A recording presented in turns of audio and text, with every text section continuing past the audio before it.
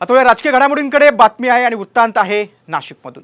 नाशिक आणि दिंडोरी मतदारसंघामध्ये भाजपची ताकद असून देखील कमी मतदान झाल्याची दखल आता भाजपच्या वरिष्ठांनी घेतलेली आहे। भाजपचे संकटमोचक मंत्री गिरीश महाजन यांनी नाशिक आणि दिंडोरी लोकसभा मतदारसंघातील बूथनिहाय टक्केवारीचा अहवाल मागवलाय। त्यामुळे भाजपच्या आमदारांसह पदाधिकाऱ्यांची धडधड वाढली। पाहूया एक खास रिपोर्ट।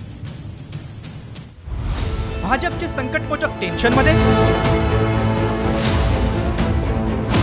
भाजपच्या पॉकेट्समध्येच कमी मतदान।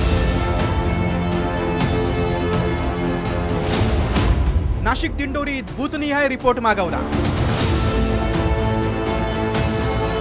नाशिक आणि दिंडोरीत मतदानाचा टक्का वाढला खरा, मात्र यामुळे महायुतीचं टेन्शन कमी होण्याऐवजी वाढल्याची चर्चा आहे।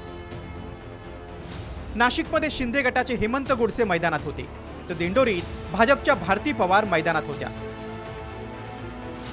मात्र भाजपची ताकद असलेल्या ठिकाणी कमी मतदान झालंय। याच कारणामुळे भाजपचे संकटमोचक मंत्री गिरीश महाजन यांचं टेन्शन वाढलंय। नाशिकची जबाबदारी असलेल्या गिरीश महाजन यांनी गंभीर दखल घेतली।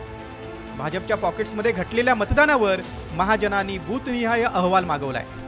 नाशिक आणि दिंडोरी लोकसभेतील महायुतीसाठी असलेली प्रतिकूल परिस्थिती अनुकूल बनवण्यासाठी स्वतः गिरीश महाजन यांनी नाशिकमध्ये तळ ठोकला होता।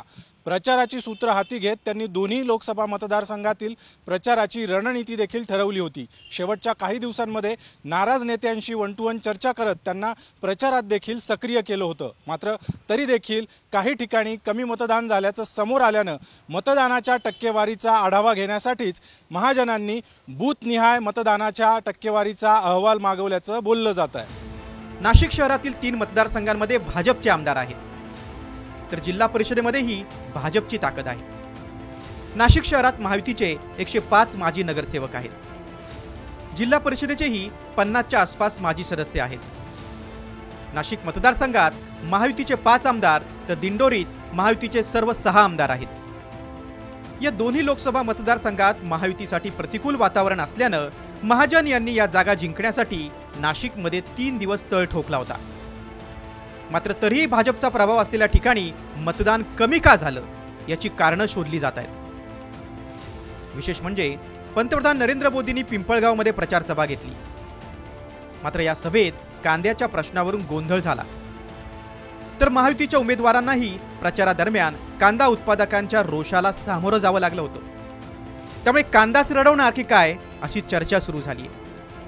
या कारणामुळेच भाजपचे संकटमोचक समजले जाणारे गिरीश महाजन यामुळे टेन्शनमध्ये आलेत। मात्र संकट कुणावर येणार हे 4 जूनला स्पष्ट होणार। ब्युरो रिपोर्ट, साम टीव्ही न्यूज।